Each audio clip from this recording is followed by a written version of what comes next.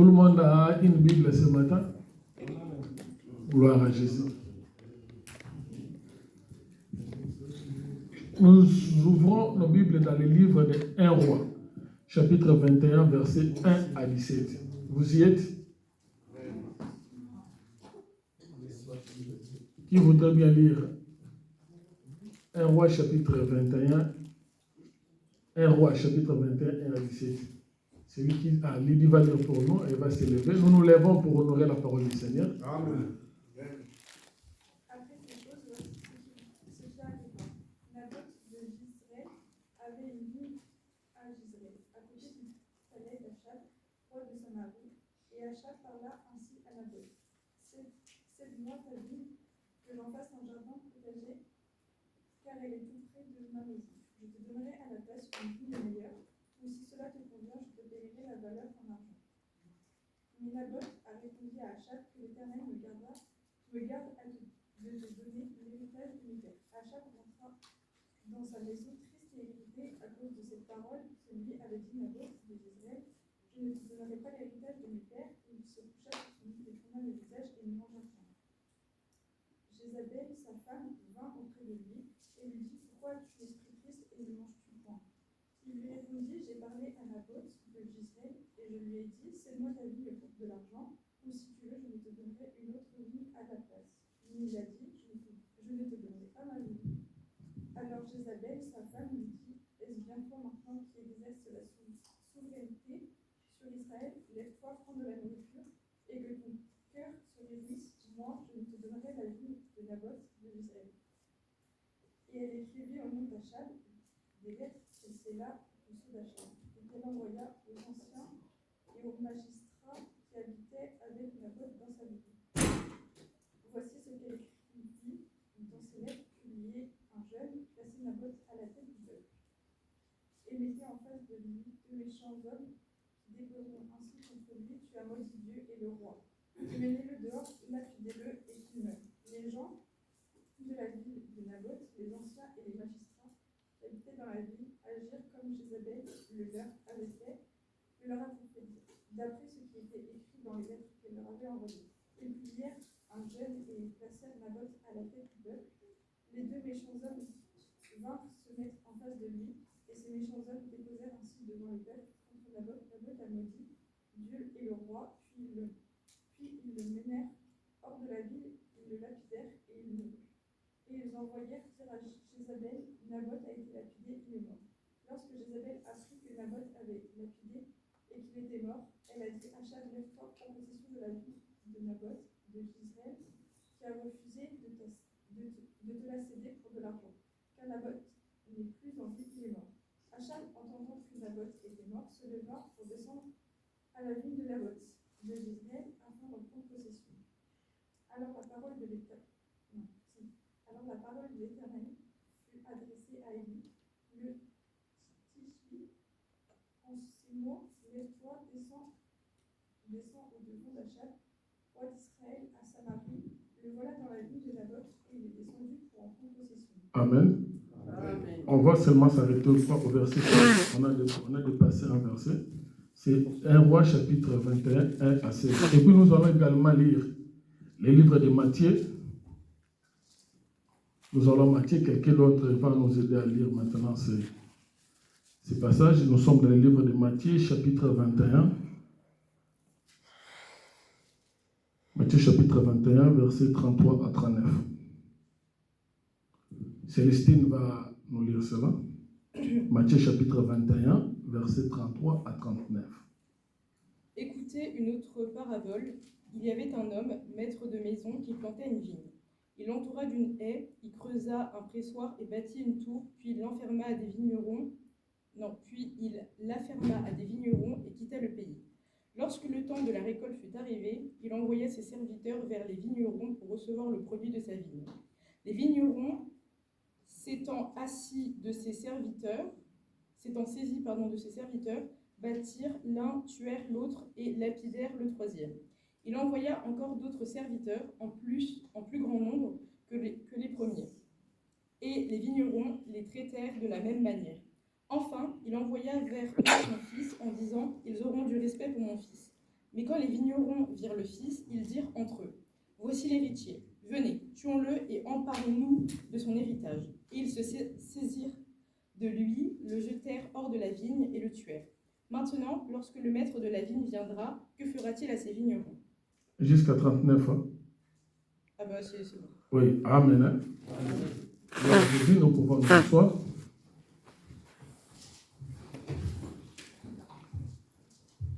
Le thème que nous allons exploiter ce matin s'intitule « Ne vends pas ton héritage ». Amen. C'est ça le thème que nous allons développer ce matin, tout au long de ce développement. Mais je pense que nous ne serons pas longs parce qu'on doit aussi avoir un petit temps pour la prière. Dieu m'avait mis à cœur que nous puissions tous ensemble prier. Avant de pouvoir commencer, j'aimerais également vous adresser les salutations des papas. Amen. Amen. Je vous adresse les salutations des papas. J'avais échangé également avec lui. Il vous envoie ces salutations de par où il se trouve en ce moment et il m'a chargé également de vous dire qu'il vous aime tous. Amen, amen. Amen. Avez-vous reçu ces salutations? Amen. Nous acclamons pour la gloire du Seigneur.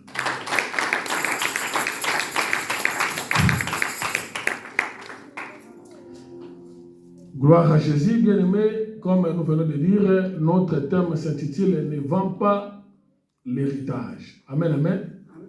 Un héritage, on ne le vend pas. On ne le vend pas. Comme nous venons de lire, j'aimerais quand même revenir sur ces récits pour une meilleure compréhension. Ici, on nous parle d'Akab. Akab, il fut roi en Israël. Amen, amen. Amen. Akab, il fut roi en Israël. Israël, après la mort de Salomon, il y a eu un roi qui est venu après.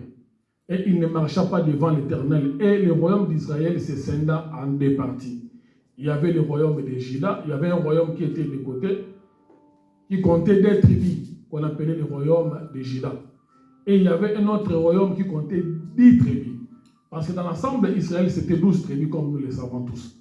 Mais à un moment donné, il fut scindé à deux. Il y avait le royaume de 2 tribus, qu'on appelait le royaume de Juda, et le royaume de 10 tribus, qu'on appelait la Samarie, Israël, bien entendu. Et dans ce royaume-là, il y avait aussi également ce roi qu'on appelait le roi Akab. Le roi Akab, c'est parmi les rois les plus mauvais que Israël a connus. Le roi Akab fut un roi qui se détourna de l'Éternel. Il ne voulait plus rendre culte auprès de l'Éternel et il est allé se prosterner devant d'autres dieux, les dieux de Baal. Amen, amen. Et dans Israël, il était interdit de pouvoir épouser une étrangère, de pouvoir prendre pour femme une étrangère. Mais voilà que ce roi qui était israélite, il a enfreint cette loi et est allé prendre pour femme Jézabel. Jézabel qui était une princesse du pays de Sidon. Amen, amen.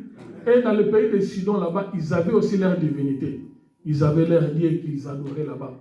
Ils avaient les Astartés et il y avait les Baal, les prophètes de Baal. Et c'est ainsi que lorsque Jézabel s'est retrouvée en Israël, comme épouse, comme femme du roi Akab, qu'il va rapporter, il va ramener en Israël ses dieux. Amen, amen. Il prend tous ces dieux qu'ils adoraient dans son pays de Sidon, il les ramène tous en Israël. À tel point qu'ils ont même bâti des temples pour ces faux dieux. Amen, amen.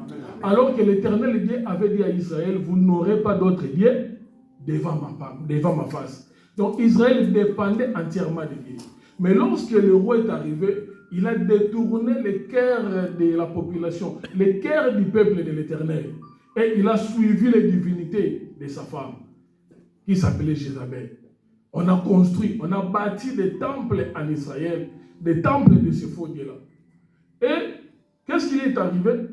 Parmi les gens qui vivaient en Israël, évidemment la population était là, mais il y avait aussi certains membres, amen, certains habitants qui craignaient encore l'Éternel.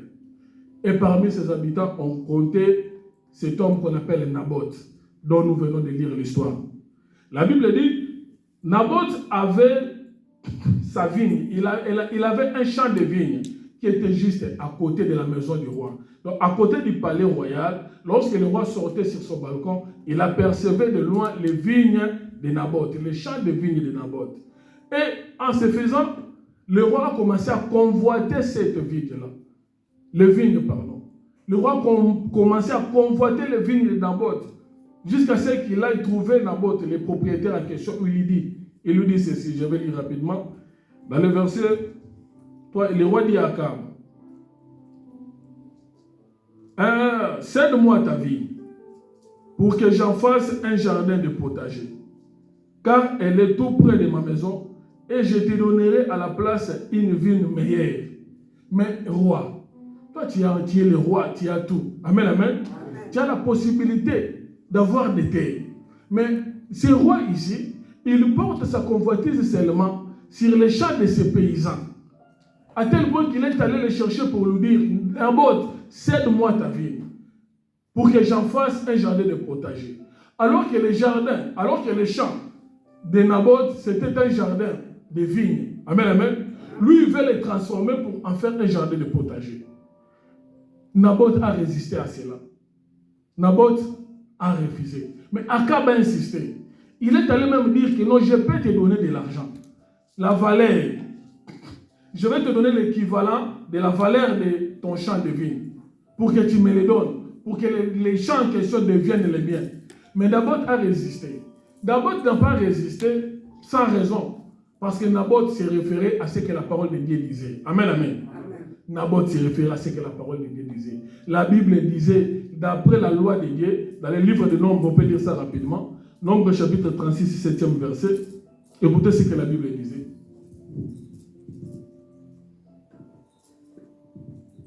Nombre chapitre 36, 7e verset, qu'est-ce qu'il dit la Bible, qui dit la parole?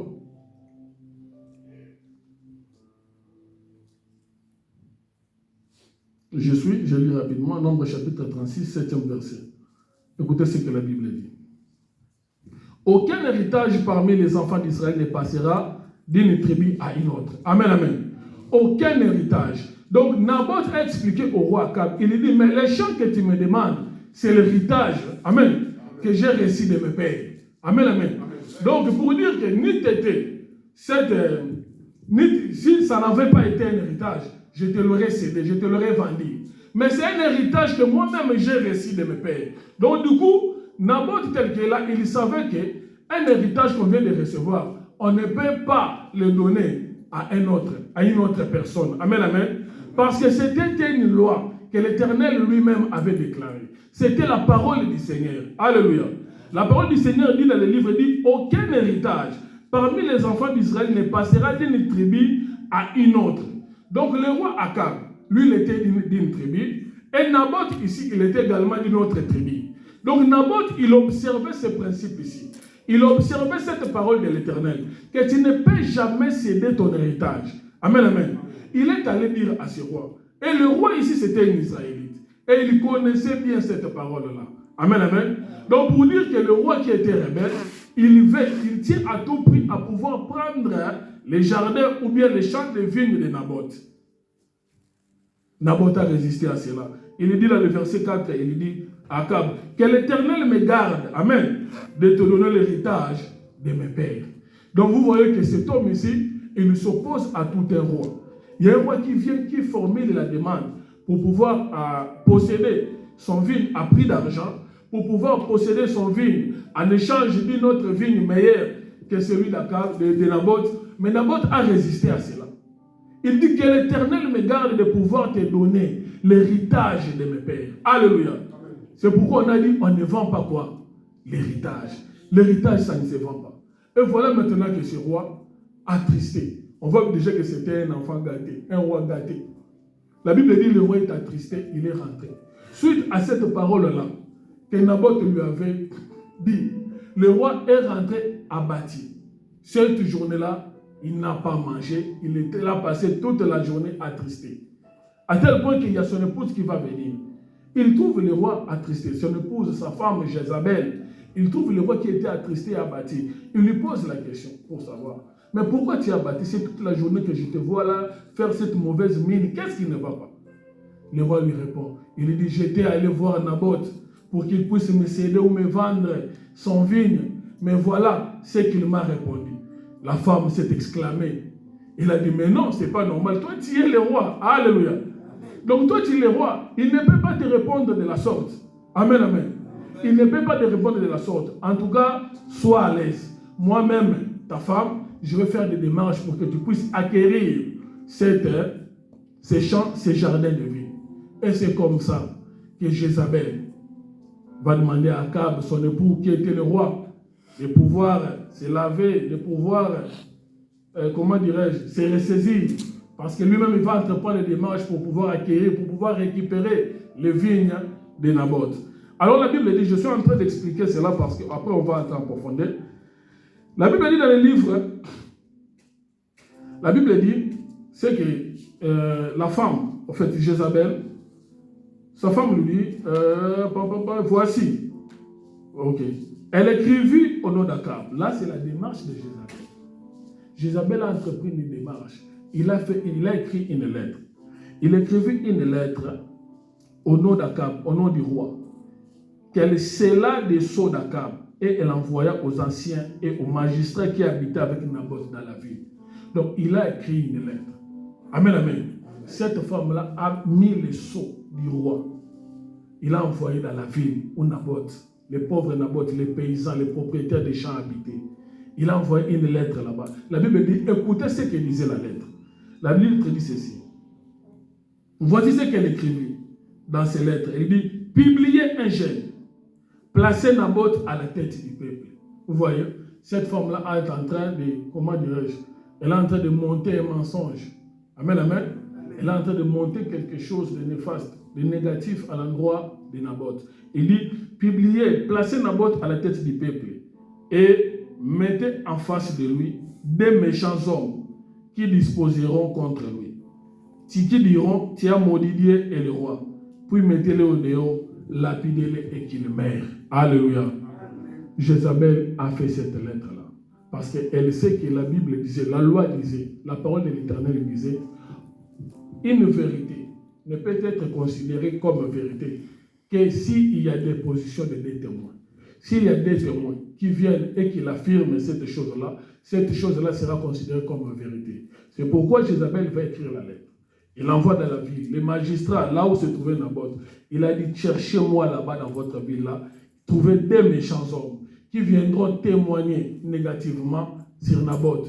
Et ils diront de Naboth qu'il a maudit Dieu parce qu'il était interdit de prononcer des malédictions à l'endroit de l'Éternel. Amen. Amen. Il était interdit en Israël de dire des malédictions à l'endroit de l'Éternel. Il était également interdit de maudire le roi. Parce que Moïse, la parole que l'Éternel avait donnée à Moïse disait, la personne qui maudira l'Éternel, il sera passible de mort. On va les lapider jusqu'à ce qu'il meure. Vous voyez, cette femme qui avait d'autres dieux, mais il s'est référé à la parole de l'Éternel pour pouvoir faire quoi? Pour pouvoir faire périr Naboth. Et la Bible dit, la lettre est finalement arrivée dans la ville où Naboth habitait. On a lu la lettre en question, on a cherché les deux personnes là comme témoins qui vont attester, qui vont accuser Naboth d'avoir fait quoi? D'avoir maudit Dieu et maudit le roi. Ces deux personnes là à Paris, ils ont fait cette déclaration et évidemment, Naboth, connaissant les choses, il ne voulait rien dire. Il s'est laissé faire. Amen, amen. Parce qu'il avait compris déjà la chose. Il avait déjà compris, amen, comment on appelle ça? Le coup qui a été monté à son égard. La Bible dit, on a pris Naboth, on l'a amené hors du village, on l'a amené hors de la ville. Et c'est là où maintenant on l'a lapidé. Amen, amen. C'était ça la sentence. On devait lui lancer des pierres jusqu'à ce que mort s'en suive. Et c'est comme ça que ces pauvres paysans qui ne voulaient pas vendre l'héritage de ses pères a fait quoi? Est allé mourir. Alléluia. Donc nous comprenons directement que cet homme ici, le propriétaire de la vigne, il a défendu la vigne parce que la vigne, les champs de vigne, les vignes étaient l'héritage de ses pères.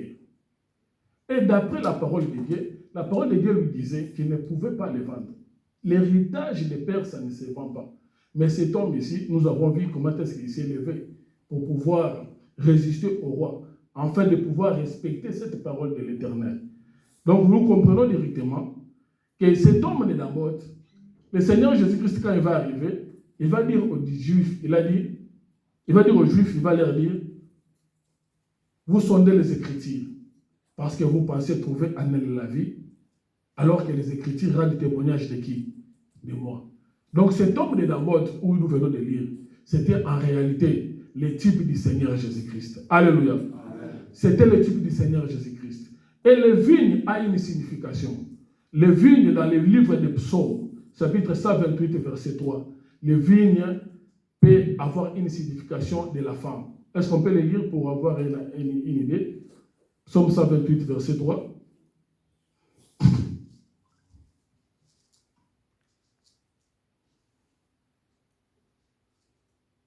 Psaume 128. Vous y êtes? Troisième verset. La Bible dit quoi? La Bible dit, ta femme est comme une vigne féconde dans l'intérieur de ta maison. Tes fils sont comme des plants d'olivier autour de ta table. Amen, amen. Ta femme est comme une vigne dans l'intérieur de ta maison. Vous voyez, la vigne peut expliquer. La vigne a pour comme explication une femme. Donc nous comprenons aussi également que cet homme, en défendant les vignes, si on peut faire le parallélisme avec le Seigneur Jésus-Christ, le Seigneur Jésus-Christ également lorsqu'il est arrivé. Amen, amen. Amen. Le Seigneur Jésus-Christ est l'image de Naboth. Alléluia. Lorsque le Seigneur Jésus-Christ est arrivé sur terre, il est passé également par des propositions. Mais le Seigneur Jésus s'est élevé, s'est opposé à ces propositions-là. La Bible dit dans la montagne de la tentation, en fait, quand le Seigneur Jésus-Christ est sorti, après 40 jours de jeûne et de prière du désert, il a été tenté par le diable. Amen, amen. Il est tenté par le diable. Le diable lui montra toutes les richesses. Alléluia. Amen. Donc, tout comme Naboth de l'autre côté, on lui proposa de l'argent. Amen, amen. On lui proposa de l'argent pour qu'il puisse céder les vignes. Naboth a refusé. Tout comme le Seigneur Jésus également. Lorsqu'il est arrivé, on lui a proposé aussi cela. Le diable, lorsqu'il est à Paris, il lui a fait cette proposition. Il lui montre, il lui dit, regarde toutes ces choses. Il m'a été donné. Et moi, je les donne à qui je vais. Tout ce que je te demande, c'est de t'agenouiller. Alléluia. C'est de t'agenouiller. Parce que le diable savait que le Seigneur Jésus-Christ était venu pour sauver l'Église. Amen, amen. Était venu pour sauver l'homme. Alors le diable lui a fait une proposition autre que la mission du Seigneur. Parce que le Seigneur, quand il est arrivé, il savait qu'il allait mourir pour l'Église, pour pouvoir sauver l'humanité. Mais le diable lui dit, si tu t'agenouilles devant moi, je te donne cela. Le Seigneur a fait quoi? Il a refusé. Alléluia. Le Seigneur, il a refusé cela. Le Seigneur s'est opposé à cela. Parce que ce n'était pas ce pourquoi il était venu. Alléluia.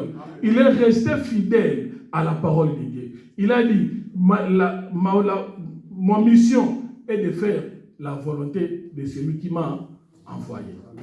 Amen, amen.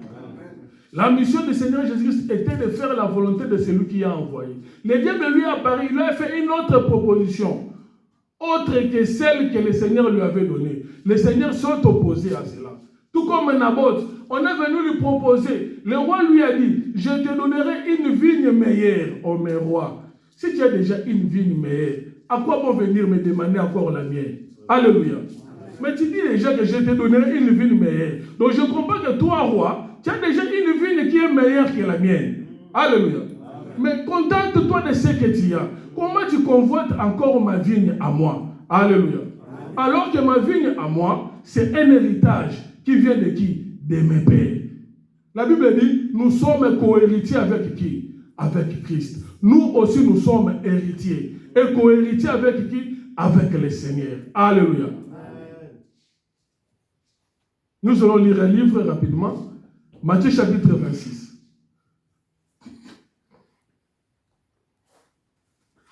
Comme à la maison, nous n'avons toujours pas eu le temps de lire, nous en profitons ici pour pouvoir lire.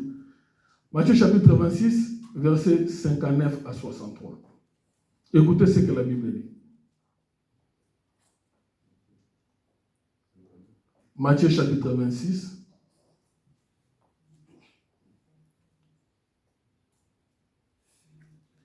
Vous y êtes? Matthieu chapitre 26, versets 59 à 63. Celui qui est, il peut déjà nous aider à lire.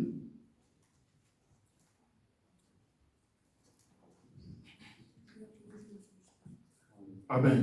Il y a Chekina qui va lire pour nous. Le chef des prêtres et tout le tribunal religieux cherchent une fausse raison d'accuser Jésus. Alléluia. On va lire le modèle. Vous avez vu? Oui, lui, il a une autre version. C'est le même, mais il a une autre version. Celui qui a 8 secondes qui lui prête, alors qui a un téléphone qui a une version de 8 secondes. Donnez-lui les 8 secondes, c'est mieux. Prends les 8 secondes qui est là, rapidement. Oui, voilà. Alors, lis à haute voix. Nous allons lire ça modèle. Écoutez ce que la Bible dit. Les principaux sacrifices et tout le saint mourant cherchaient quelques faux témoignages. Ici, on parle du Seigneur Jésus-Christ lorsqu'il fut arrêté. Amen, amen. On parle de Jésus-Christ lorsqu'il fut arrêté. La Bible dit les principaux sacrificateurs, les souverains de l'époque, les magistrats de l'époque. Alléluia.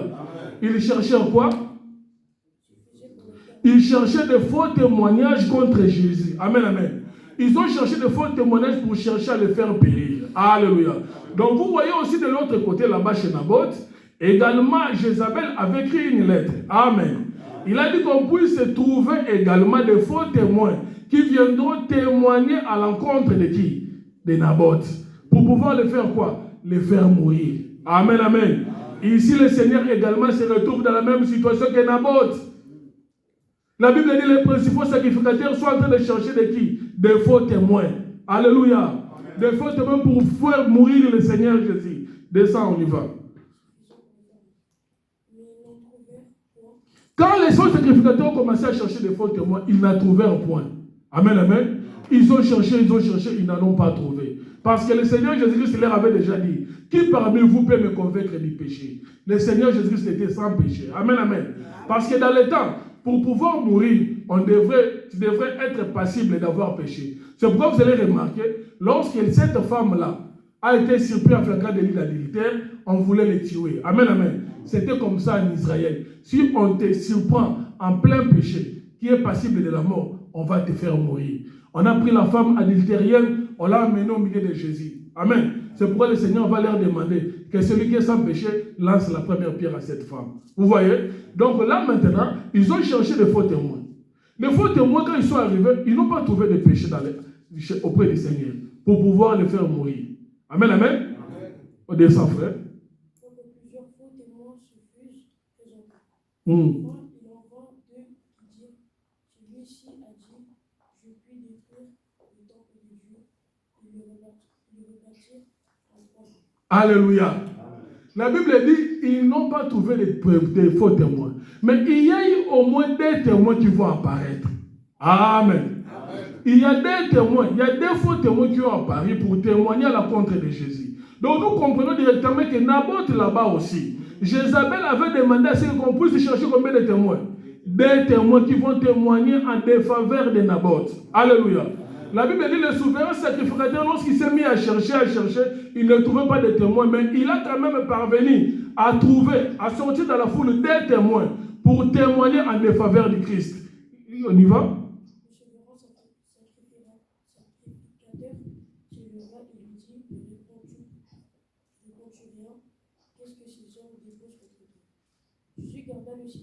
Jésus garda le silence. Amen, amen. Tu peux te rasseoir. Jésus garde, nous acclamons pour la gloire du Seigneur.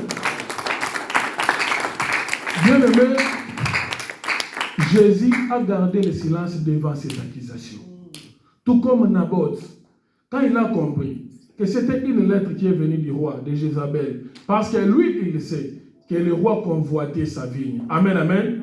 Il a gardé silence. Lorsqu'on l'a placé devant le peuple, tout comme le Seigneur Jésus-Christ a été placé devant le peuple, la Bible dit Naboth a gardé silence parce qu'il comprenait, il savait, amen, amen, que c'était des faux témoins qui ont été érigés à son endroit pour pouvoir le condamner à tort. Lui qui était innocent. Amen, amen. Il était innocent. On a sorti des faux témoins. Il allait de même avec le Seigneur Jésus-Christ. Alléluia. Le Seigneur Jésus-Christ, lui qui était innocent, on a sorti également des témoins, comme ce fut le cas chez Naboth là-bas. On a sorti des témoins pour faire des faux témoignages, pour rendre des faux témoignages à son encontre. Ils ont dit quoi? Ils ont dit, cet homme avait dit qu'il va détruire les temples dans 3 jours, et après 3 jours, il va les rebâtir. Oh, c'était un faux témoignage. C'était pas ce que le Seigneur Jésus-Christ avait dit. Amen. Le Seigneur Jésus-Christ avait dit aux Juifs, vous les Juifs, détruisez ces temples. Amen, amen. Et moi, je les rebâtirai. Il n'avait pas dit qu'il allait détruire les temples. Amen, amen. Il avait dit aux Juifs, détruisez les temples. Moi, je les rebâtirai. Mais lorsque les 2 témoins sont arrivés, ils ont dit autre chose que le Seigneur avait dit. Amen, amen. Les souverains sacrificateurs ont sorti des faux témoins. Et la Bible dit, le Seigneur Jésus garda silence. Tout comme Naboth là-bas. Naboth a gardé silence alors qu'il était innocent. À cause de son vigne bien-aimé. À cause de sa vigne, pardon. À cause de son champ, Naboth a gardé silence. Lui qui était innocent. Tout simplement quoi? Il a voulu respecter la parole de l'Éternel. Il a voulu respecter ce que Dieu disait. Que tu ne peux pas léguer l'héritage à une autre tribu. Alléluia. Tu ne peux pas léguer l'héritage à une autre tribu. Le Seigneur Jésus-Christ également, pour la vigne, nous venons d'expliquer, la vigne a une signification de la femme. Le Seigneur Jésus-Christ pour la femme, qui est l'Église, a gardé silence. Amen, amen. Pour mourir à la croix pour sa femme. Tout comme Naboth a accepté de mourir et non de rendre les vignes à Akab. À cause de cela, il mourut, il fut lapidé. La Bible dit, le Seigneur Jésus-Christ l'amena en dehors du camp. Tout comme Naboth fut également lapidé en dehors du camp. Bien-aimés, je vous ai fait le parallélisme pour que nous puissions comprendre. Amen, amen. Tout ce qui s'est passé dans l'Ancienne Alliance, tout ce qui s'est passé dans la loi, ne parlait que de Jésus. Mais le Seigneur Jésus-Christ a dit quoi? Ayez en vous les sentiments qui étaient en Jésus. Bien-aimés, nous également, nous sommes co-héritiers avec Christ. Amen, amen. Combien d'entre nous ici seront capables de pouvoir conserver l'héritage? Combien d'entre nous peuvent garder l'héritage? Alléluia. Combien d'entre nous, aujourd'hui, est-ce qu'il y a des enfants de Dieu qui sont en mesure de garder la parole? Naboth a gardé la parole. Il en est même mort à cause de cette parole-là. On a adressé de faux témoignages contre lui. Mais Naboth a résisté même au roi. Amen, amen. Combien aujourd'hui abandonnent la foi? Abandonnent la foi à cause, je ne sais pas moi, des pressions du monde. Les choses ne marchent pas. Quelqu'un qui était chrétien, il abandonne sa vie chrétienne. Combien? Amen, amen. Personne aujourd'hui n'est comme Naboth. Personne aujourd'hui n'est comme Jésus-Christ. Alléluia. Nous sommes appelés à garder la parole. L'héritage ne se vend pas, bien aimé. Nombreux aujourd'hui vendent l'héritage. Le diable, il vient, il fait des propositions. Le Seigneur, on lui a proposé. Il a résisté. Naboth, on lui avait également proposé. Il avait résisté. Mais combien des enfants de Dieu aujourd'hui, ils vendent l'héritage? Ils s'élèvent à l'encontre de la parole. On lui dit une chose, il cède à cela. J'aimerais nous faire cette interpellation-là. Soit nous sommes des enfants de Dieu, soit nous ne le sommes pas. Alléluia. Amen. Le Seigneur Jésus-Christ a dit, voici, regarde là-bas. Quand on est venu les chercher pour lui dire, il y a tes frères et tes sœurs qui sont dehors en train de te chercher. Le Seigneur a répondu, il a dit, regarde. Il a montré les hommes qu'ils enseignaient là, les disciples. Il a dit, ce sont ceux-là, mes frères et mes sœurs. Amen. Ceux qui écoutent et qui mettent en pratique quoi? La parole de Dieu. Amen, amen. On ne prêchera pas seulement la bénédiction. On ne prêchera pas seulement l'élévation. Alléluia. On va également prêcher la conduite de Naboth. La conduite de Naboth qui a accepté de mourir pour sa vigne. Alléluia. La parole de Dieu. Combien d'entre nous y cèdent devant cela? On leur a fait une proposition, il abandonne le Seigneur à cause de pression de la vie. Les choses ne marchent pas. Devant une situation, devant les difficultés, il abandonne le Seigneur. On en connaît. Moi, j'en connais aussi beaucoup. On avait bien commencé avec lui. Et avec le temps, comme les choses ne marchaient pas, il a lâché. Amen, amen. C'est pas c'est à quoi le Seigneur nous appelle. C'est pas c'est à quoi le Seigneur nous attend. Amen, amen. Nous devrons être comme des Naboth. Des Naboth, contre les propositions, il a résisté. Contre de faux témoignages, il a résisté. Parce qu'il faut être très attention, faire très attention. Le diable est malin. Regarde Jézabel. Il prend la parole de l'Éternel. sachant que lui-même, il n'adore pas ces dieux-là, mais il vient, amen, amen, utiliser la parole du Seigneur pour faire tomber Naboth. Il y a de ceux-là aussi qui ont résisté aux avances de la vie, mais c'est seulement qu'ils sont tombés par de faux prophètes. Amen, amen. De faux enseignements qui les amènent loin de Dieu. Nous lisons le livre de 1 Timothée, s'il vous plaît. 1 Timothée chapitre 1, versets 14 à 15. Aujourd'hui, Naboth représente les hommes et les femmes qui connaissent la valeur et l'importance des choses qu'ils ont reçues de Dieu. Aujourd'hui, Naboth représente des hommes et des femmes qui ne cèdent pas devant la pression du monde. Bien-aimés, en ces temps de la fin, le combat, ce ne sera pas seulement contre les liens. Amen, amen. En ces temps de la fin, le combat, ce ne sera pas seulement contre les attaques des familles. Le combat sera aussi contre ce que le monde nous propose. Qu'est-ce que le monde est en train de te proposer pour que tu puisses abandonner ta foi? Il y a certaines personnes qui sont parmi nous. Ils sont là, mais ils ne sont pas là. Amen, amen. Ils sont là. Ils sont comme des enfants de Dieu, mais ils ne vivent pas la vie de Dieu. Alléluia. Il faut vivre la vie de Dieu en entièreté. On ne vend pas l'héritage. Face aux propositions du monde, la personne cède. Les choses ne marchent pas. On lui propose, il lâche. Il y a une secte qui a pris de l'ampleur au niveau de l'Afrique là-bas. Il y avait des gens qui venaient, ils trouvent votre pasteur et tout, ils lui proposent de l'argent et tout, ils vont rebâtir l'église et tout. Mais c'est seulement qu'ils vont lui donner un format d'enseignement. Amen. Que le pasteur est appelé seulement à enseigner ou à prêcher le peuple. Donc, il ne doit pas sortir de ce cadre d'enseignement-là. Mais en échange, on doit lui construire l'église, on meuble l'église et tout. Ça a pris de l'ampleur là-bas.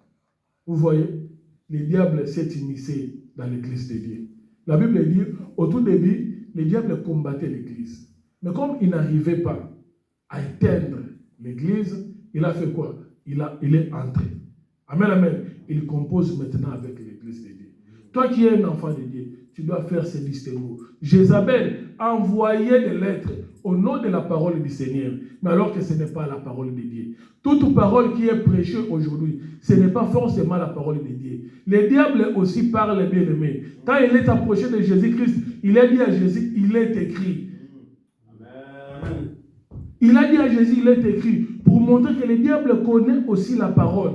Amen, amen. Si toi, tu n'es pas bâti sur la parole de Dieu, tu serais un chrétien ballotté à tout va des doctrines. Ne vends pas l'héritage. Ce qui a fait que Naboth ne puisse pas vendre l'héritage, parce qu'il connaissait ce que la parole de Dieu dit.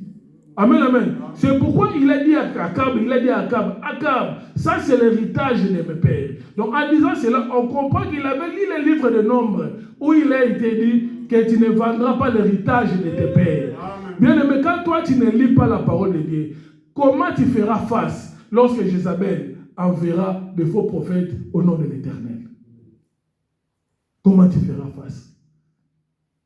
Toi tu es un chrétien de dimanche, tu viens seulement le dimanche pour qu'on puisse te prêcher la parole, tu écoutes la parole, tu lis, et rendez-vous le dimanche prochain. Et dans la semaine, tu ne fais que scroller TikTok, Facebook, WhatsApp.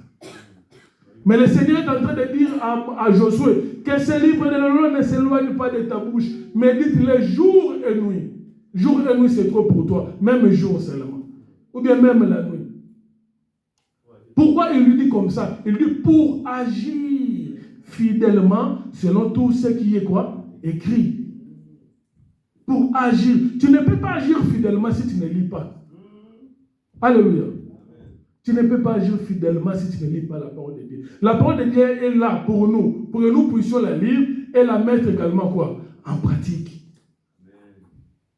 Une personne qui met en pratique la parole de Dieu, c'est celui-là qu'on appelle Naboth. Il ne vendra pas l'héritage quand la proposition sera venue. Le diable est en train de proposer, surtout dans ces pays ici. Surtout en Occident, partout, que ce soit ailleurs. Au jour d'aujourd'hui, le plus grand combat que les enfants de Dieu mènent, c'est le combat de la foi. Alléluia. Aujourd'hui, ce n'est plus les liens. Détrompez-vous. On a déjà compris ces choses-là. Les liens, on comprend que nous ne sommes pas liés. Bien aimés, nous ne sommes pas liés. Alléluia. Avant aussi, nous ne savions pas. On nous enseignait à prier. Hey, je te lis God. On ne lit pas les diables. Amen, amen. Les diables, on ne les lit pas. Amen. C'est parce qu'on ne savait pas qu'on disait ces choses-là. Le diable, il est en liberté. Il sera lié à la fin des temps. Jésus-Christ a dit, à mon nom, vous chasserez. Amen, amen. En nom de Jésus, nous chassons les diables. Toi, tu veux lier les diables comment? Je ligote. Tu lis comment, tu ligotes comment? Il ne peut pas être lié. Même lui-même, le diable, lorsque Jésus-Christ a apparu devant le fou de Gadara, les diables ont dit à Jésus, notre temps n'est pas encore arrivé. Amen. Vous voyez, les démons disent à Jésus, notre temps n'est pas encore arrivé. Les démons savent qu'il y a un temps fixé pour eux. Amen. Le Seigneur, lorsqu'il est arrivé, il a dit, à mon nom, vous ferez quoi? Vous chasserez. On ne chasse seulement les diables. Nous les chassons. Amen. Alléluia. Amen. Maintenant, quand toi, tu n'es pas assis dans les Écritures, quand tu n'es pas assis dans la parole, c'est alors que le Seigneur dira, vous priez et vous ne recevez pas parce que vous demandez mal. Amen. Vous demandez mal. Vous demandez mal. Ne vends pas l'héritage. J'aurais bien aimé prêcher l'élévation. J'aurais bien aimé prêcher la réussite. Mais ce n'est pas ce à quoi nous sommes appelés. La Bible dit, si vous êtes ressuscité avec Christ, cherchez d'abord les choses d'en haut. Les choses d'en haut, ce sont ces choses que nous prêchons. Les avions, les maisons, les voitures, ce sont des choses matérielles. Amen. Le Seigneur a dit, pour ces choses-là, ne vous inquiétez pas de cela. Amen. Amen. Aujourd'hui, on a inversé la tendance. On nous prêche les voitures, on nous prêche les maisons. L'essentiel, on ne nous les prêche plus. C'est pourquoi vous êtes fabriqués de prophètes. Vous verrez une femme qui est là, mais il a son prophète auprès de qui il part écouter la parole du Seigneur. Dieu peut te parler aussi, il n'est pas obligé de passer par le prophète. Alléluia. Amen. Il n'est pas obligé de passer par le prophète. Aujourd'hui, si dans ton église, tu n'as pas un prophète, cette église-là n'aura pas de fidèles. Moi, quelqu'un de chez moi m'a déjà posé cette question. Est-ce qu'il y a un prophète là-bas? Nous comprenons que celui-là, il cherche un divin. Amen, amen. Aujourd'hui, les médiums sont devenus des prophètes. Dans les temps, il y avait des médiums. Vous partez voir un médium, tu lui donnes la main, il fait la lecture de ton avenir. L'Éternel a défendu cela. Ces gens-là, comme ils n'ont plus de clients, ils se sont transformés, ils sont devenus des prophètes. Ils prêchent à l'église aujourd'hui. Amen, amen. Amen. Sa prédication ne te sauvera pas. Tu seras ballotté à tout vent. Le Seigneur a dit ceci. Je vois ceci. Dans ta famille, il y a tes amis, ton mari, ton épouse. Amen, amen. Amen. Et les choses ne marcheront pas, n'avanceront pas. Nous lisons 1 Timothée. 1 Timothée chapitre 1, 14 à 15. 1 Timothée 1, 14 à 15. Et la grâce de notre Seigneur a surabondé. 2 Timothée, pardon. 2 Timothée 14 à 15. Et ce n'est pas Adam qui a été séduit. 2 Timothée. 2 Timothée chapitre 1. Chapitre 1. Oui. Pardon. 2 Timothée chapitre 1. Verset 14 à 15.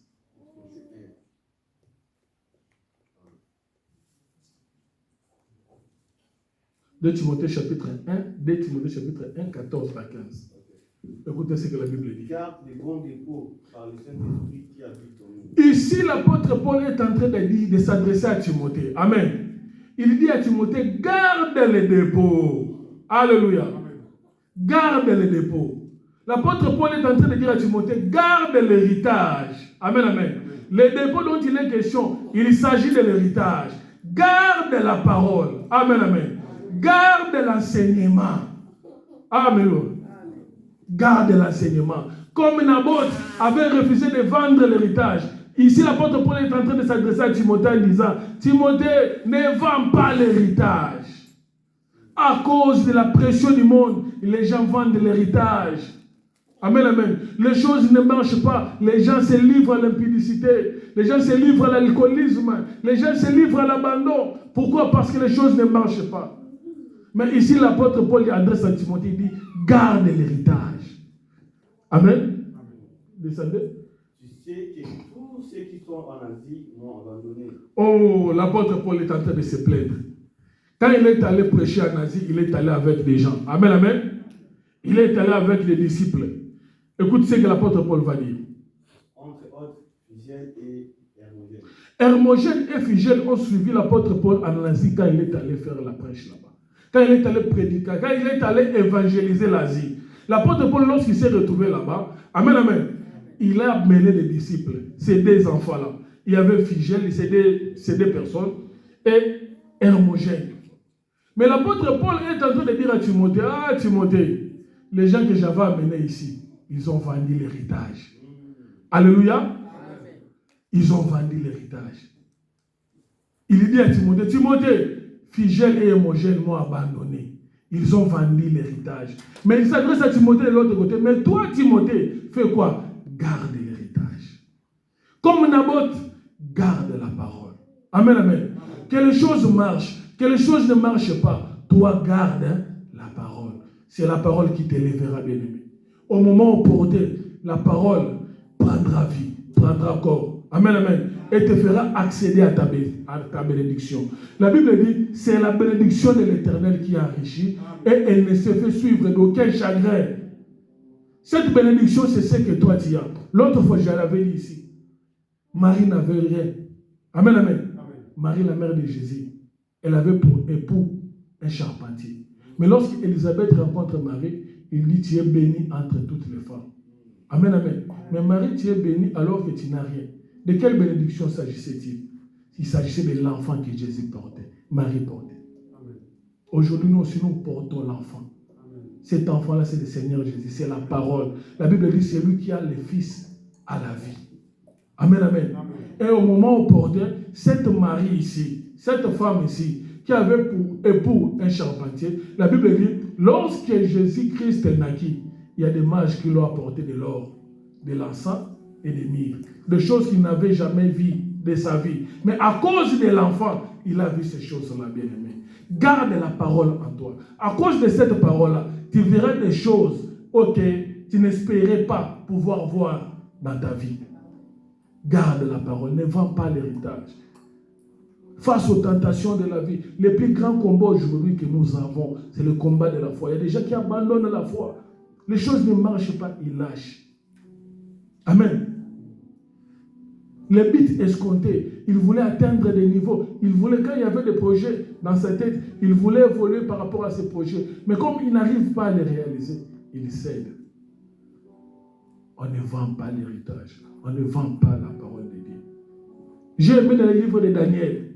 Daniel, verset 1, 8e, Daniel chapitre 1er, 8e verset. La Bible dit, Daniel résolut de ne pas se souiller avec les mains du roi. Les prophètes Daniel, quand ils ont été amenés en captivité en Babylone, quand ils sont arrivés à Babylone, la Bible dit, le roi a donné l'instruction qu'on puisse leur donner, amen, des messikilans, amen, des recettes royales qu'ils puissent manger, prendre du poids et tout.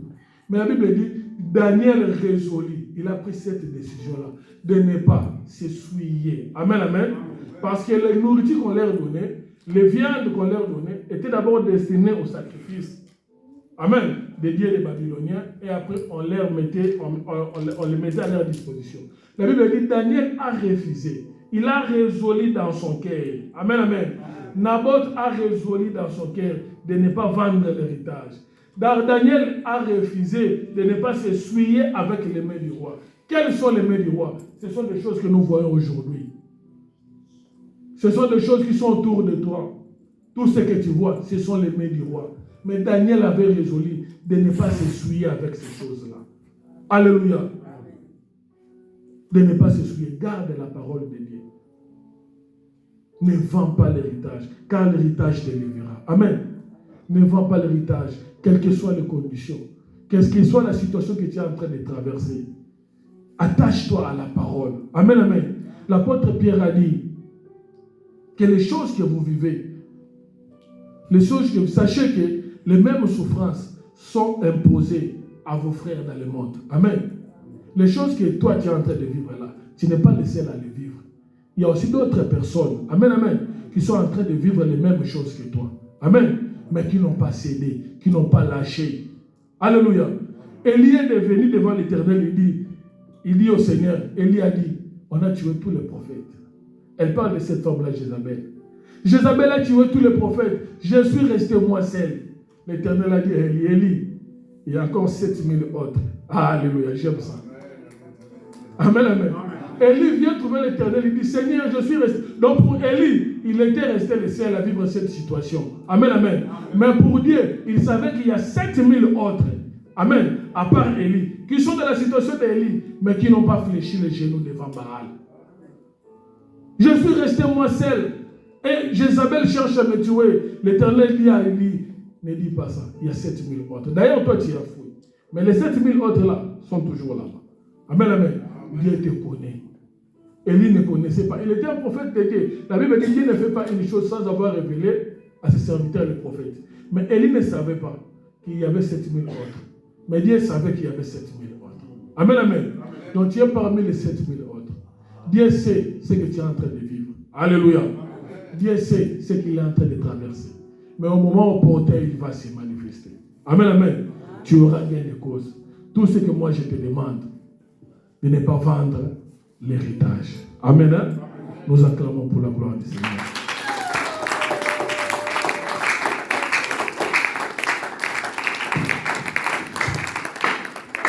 Gloire à Jésus, Dieu est merveilleux. Nous sommes arrivés à la fin, nous voulons prier. Nous voulons prendre un petit temps de prière ensemble. Le Seigneur nous a parlé de ne pas vendre l'héritage. Au vu de tout ce qui est en train de se passer autour de nous, de tenir ferme. Amen, amen. Au vu de tout ce qui est en train de se passer autour de nous, de garder la parole comme Naboth. Naboth a refusé de vendre l'héritage. Il voit les choses, il voit des histoires, les propositions de l'argent. Il pouvait aussi laisser cela. Mais il dit non, je ne vendrai pas l'héritage. Amen, amen. Nous avons vu le Seigneur Jésus-Christ. Lui aussi également, il a refusé de vendre l'héritage. Amen, amen. La volonté de Dieu était qu'il puisse aller à la croix. Mais le diable est venu le proposer. Il a refusé à cela. Bien-aimé, ne vends pas l'héritage, quelles que soient les conditions, quelle que soit la situation que tu es en train de traverser. Nous voulons prier. Lève-toi là où tu es. Remercie le Seigneur pour le moment que tu viens de passer.